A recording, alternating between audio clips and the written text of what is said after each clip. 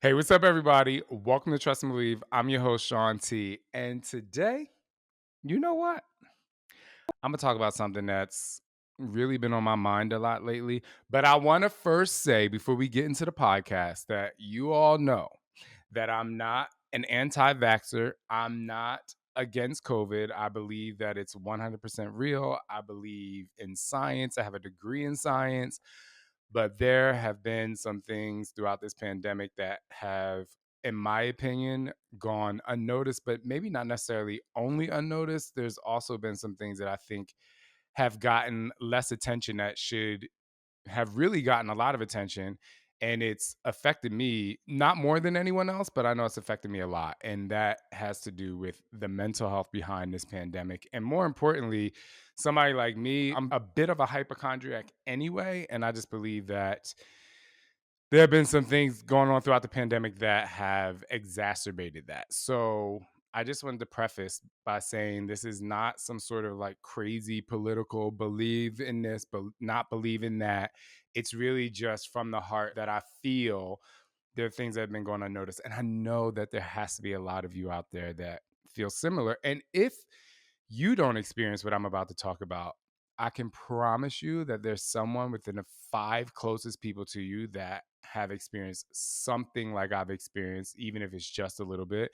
And hopefully it'll help you be a little bit more compassionate or even just maybe look at the world in a different way through someone else's eyes. And you'll be able to help them trust and believe in themselves. So let's talk about it. Somebody say hell yeah! What's up?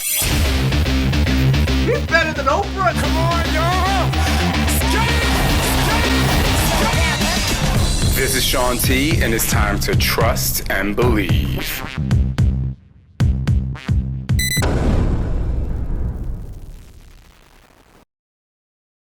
I got to give you all the backstory. I've had so many people in my childhood die of cancer that I believe that I have PTSD from it.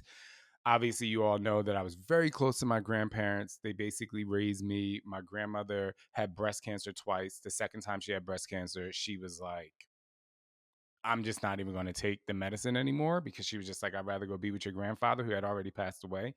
He had prostate cancer. I was there from the very beginning of his prostate cancer. I was in my bedroom at about 16 years old.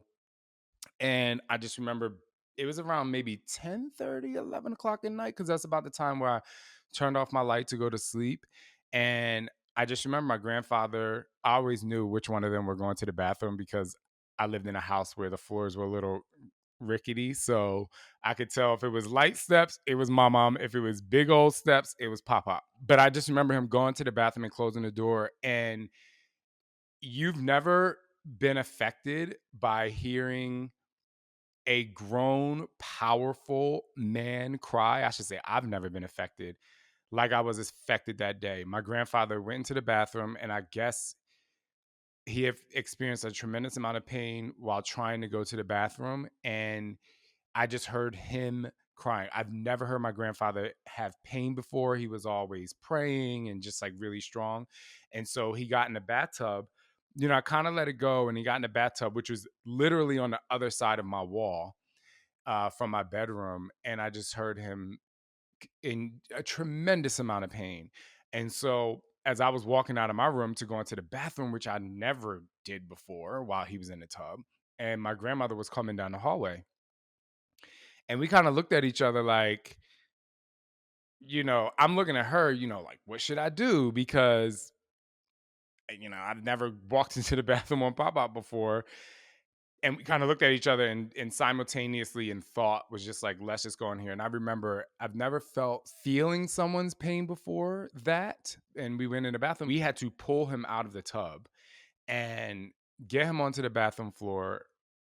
He was, wet, and just like, it was just a horrible day. And from that point on, going through his prostate cancer experience to the point where he ended up passing away years later, but it was kind of the inception of his, like, life decline. And I hate to use it that way, but it kind of was. After that, he just kind of slowly went on a decline, ended up in bed, a lot of the time, and this is someone who was extremely powerful to me. I mean, he was the most powerful person I had ever met the day I moved in, where I was going through moving out of my house and trying to understand what life was at 14 years old and coming from being molested and me going through my pain.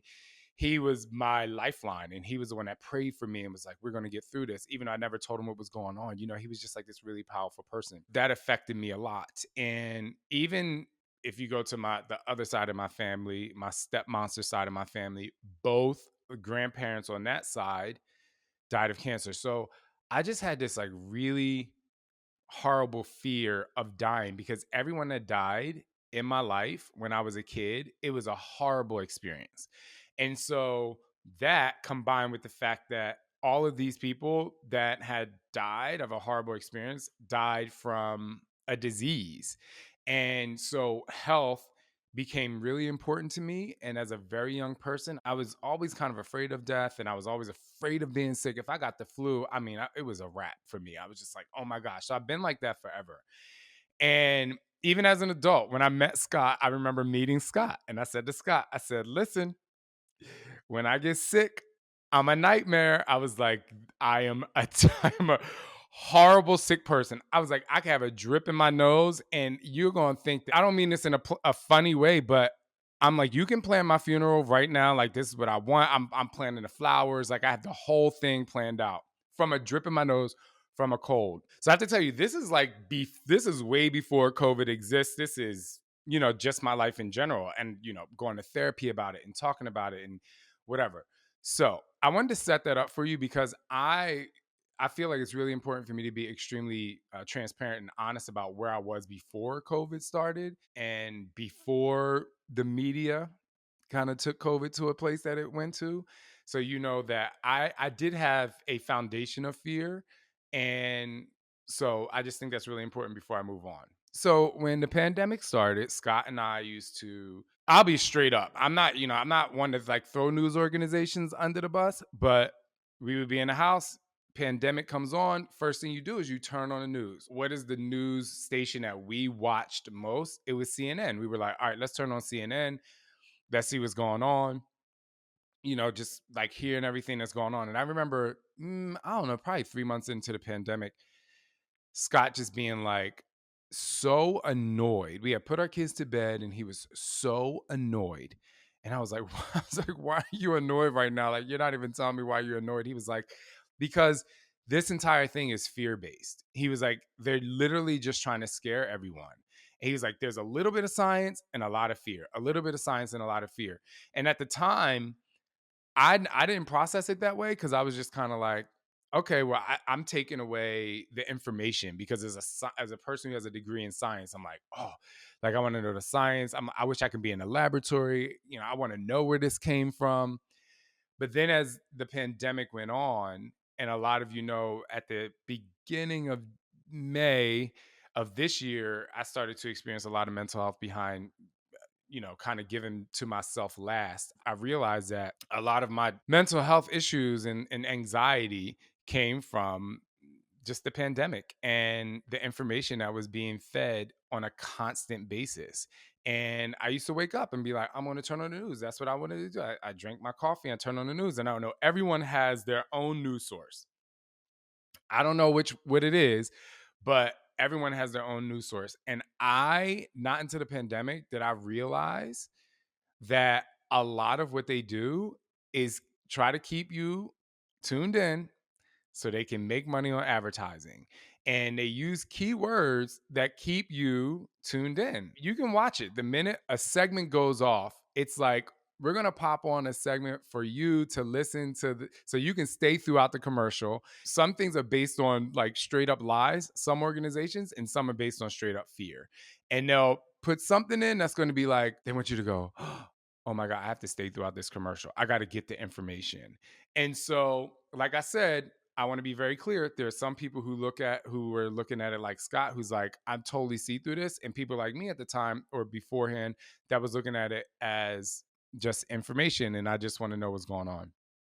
But I realized that the longer the pandemic went on and the longer I watched the news, I put that in quotes, the more stressed I got, to the point where I couldn't even get a cold. I can't even have a dry throat in Arizona. Y'all, I wake up. I've always had a dry throat when I woke up. I keep at least either a big bottle of water next to my bed, or that's just probably bad, but I probably have like 4 cups next to my bed because I'm always drinking water. So I've always had a dry throat when I woke up in the morning. Now, if I have a dry throat, the first thing that I think about is, oh my gosh, I wonder if I have COVID. Like, we were just on vacation. Many of our friends have some sort of sinus infection or, a cough, maybe just from traveling different environments and things like that. There's a cough, there's this. And I have that cough now, and my nose is a little bit stuffy. And I literally just got tested for COVID before we left the resort. And on this island, there's literally no COVID because they test you before you get there. They test you before you leave your room when you get there, and everyone on the island is tested. And my brain still is like, oh my gosh, I think I might have COVID. It's more than that for me. And this is where I want to really talk about, what being a hypochondriac is about and how I feel that this entire pandemic has exacerbated that.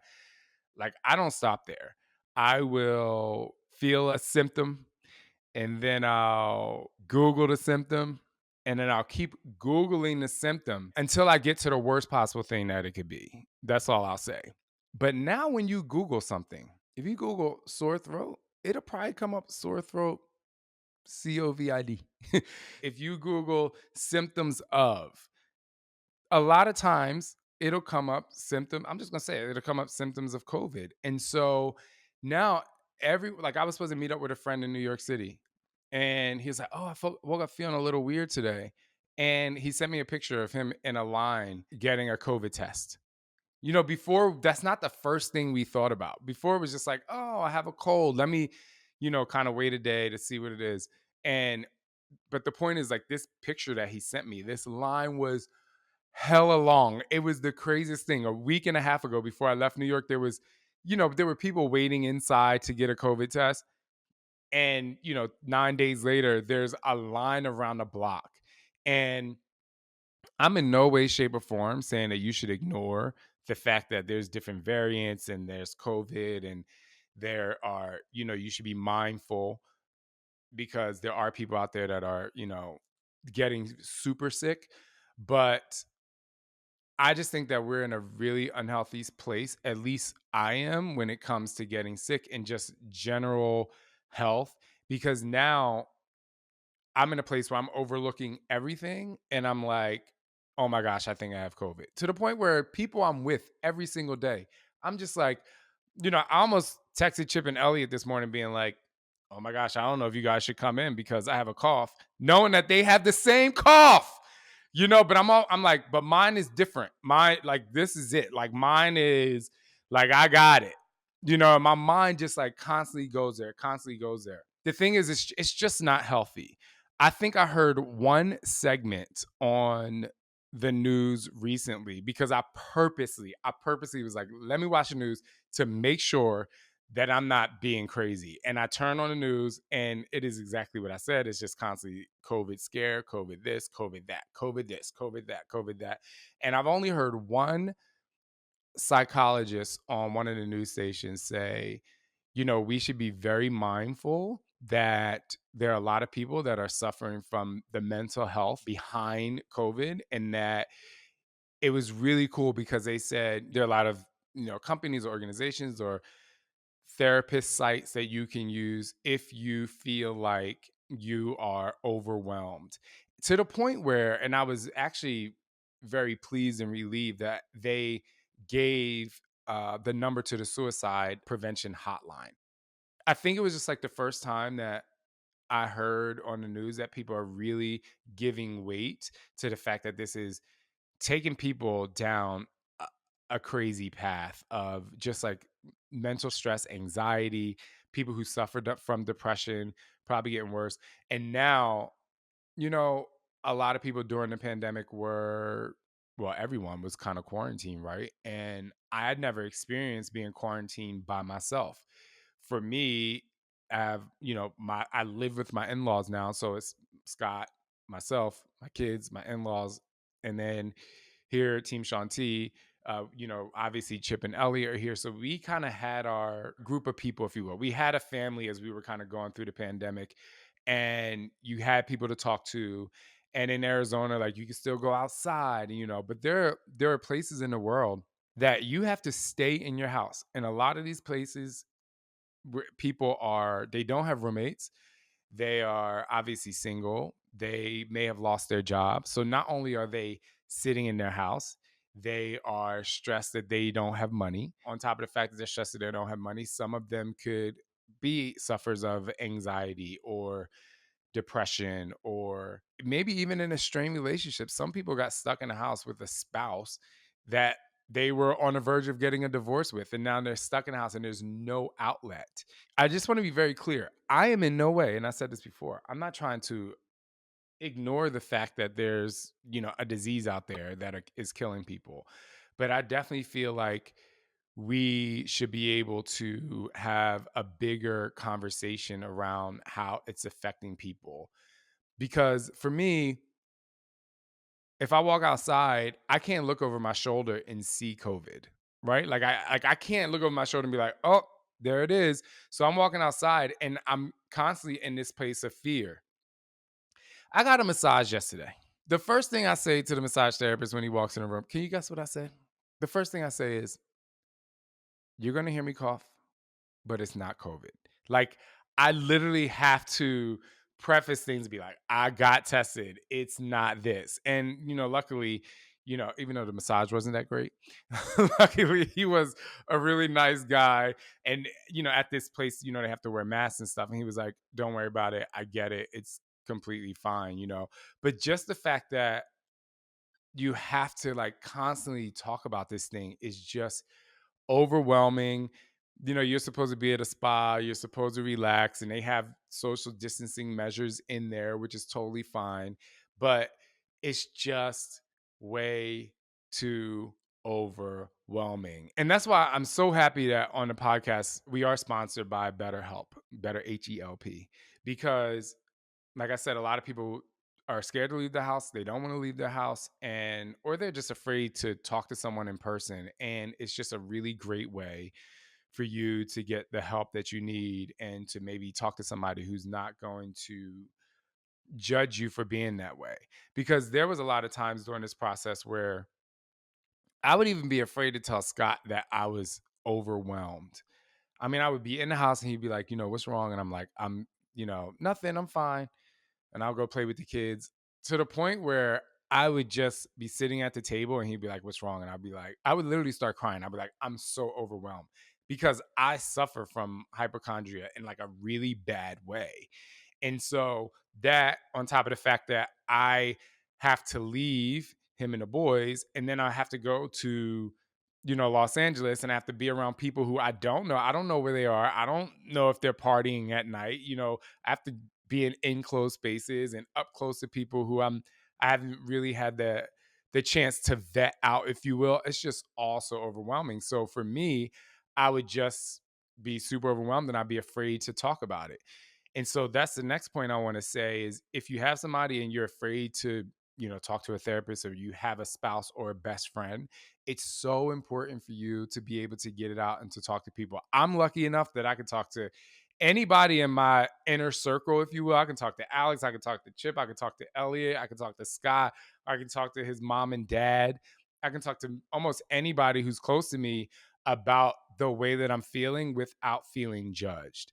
And so I just really encourage you to find that person or people who you can really feel free to talk to as you're going, or as we, as a world, as we're going through this process. Because just being able to get it out and not having to, hold it all in, if you will, is going to make you feel better. So my challenge to a lot of you out there is, we have the Unity community on Facebook. So if you want to check out the supporter hub and the Unity community, you can look at the link in the show notes. But we have a community where people talk about everything. So find a community, find an accountability partner, even if your accountability partner is not through nutrition or fitness. And it's just, I need an accountability partner to help me kind of get through the day or just to get out my thoughts. So to talk about my fears. While I do believe a licensed therapist, a licensed professional is the best way to do that, at the bare minimum, you should not have to hold those things inside.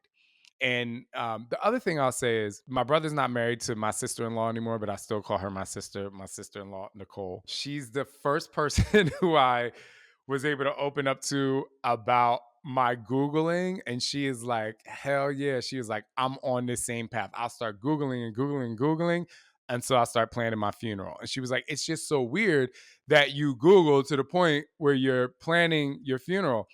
And I'm like, I know, why are we doing that? But it's now come to the point where you Google until you know you have COVID.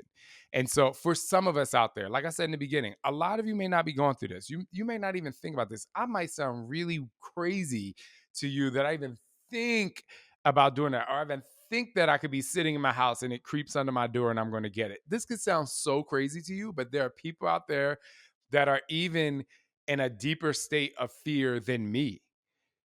Like there are people who don't even want to leave their house right now, or they do leave their house and they do go to work and they're probably working sitting next to you either at a cubicle or in your meeting, and they look like they're going throughout the day and they're fine, but underneath they are extremely stressed and they're going through a lot. So try not to Google. The other thing is it's okay to walk up to people and say, how are you?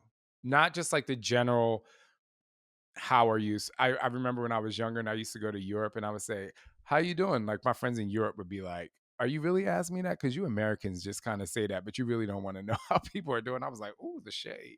I was like, well, I mean, it is kind of a figure of speech to say hi to people.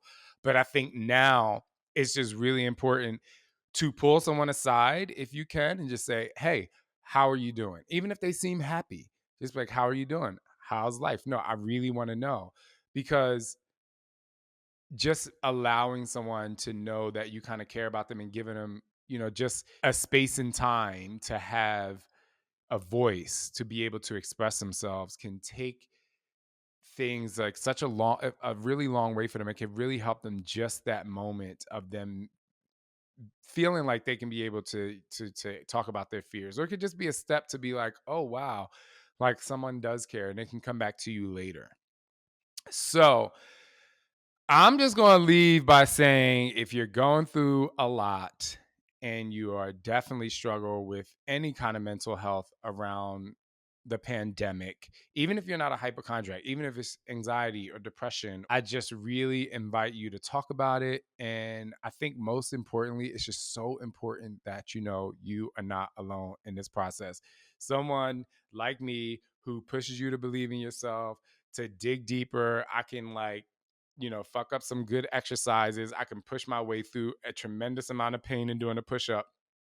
But mentally, when it comes to this pandemic and illness and sickness, like it is, I don't even want to say it's a weakness for me. It's a trouble spot for me that I'm glad that I have this podcast to work through, but I'm also glad that I have a support system in my close circle to be able to work through this. So I just really invite you guys to not be silent, if you are really struggling with that or anything in your life. Really, I just think it's really important for you to be able to be honest with yourself and honest with other people, because your honesty may really help somebody else who may feel too weak to say something. And I want to say something to any man that's looking at this, females too, but or if you have a male in your life, and I can say this because I'm a male, a lot of men don't like to express their emotions. I've met so many men out there who feel like they have to be really strong, and they're usually the ones that are afraid to go to therapy, or they don't want to tell their spouse something, or just because they feel like they have to be strong. You're not weak. There's no less testosterone in your body if you feel weak or feel mentally weak about something. So I just wanted to put that out there. And obviously, like I said, it's for females too. If you feel like you have to be the strong person in your inner circle or your household, or strong for your kids, you're only as strong as you take action to be, if that makes sense. So, hiding things inside because you think that creates strength for you is also building on your weakness. So just don't be afraid to lift the weight off. I think that, in exercise, the heavier we're able to lift, you're like, oh my gosh, that gives me more strength. But in real life, the more you're able to release the weight on your shoulders, that's going to give you more strength because you're not being held down by baggage that doesn't necessarily need to be there or stay there. It might reappear, but if you talk about things a lot, it will help release it, even in intervals, 30-second intervals, even. But anyway, I hope you guys have a great day. I hope this really helped a lot. And like I always say, trust and believe in who you are and trust and believe in your mindset. Listen to your mindset because if your mind and your body and your stress is telling you something, you have to take action.